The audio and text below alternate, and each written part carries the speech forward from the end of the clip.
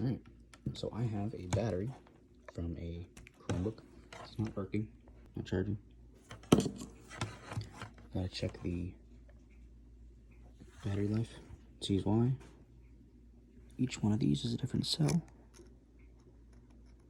Okay, so there's 4 cells. Let's check the battery.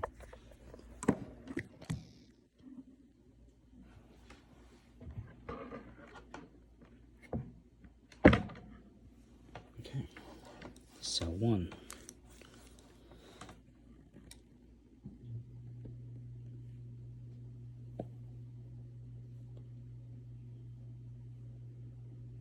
You know that has battery, even though it's completely dead. So let's say 45. Cell 2.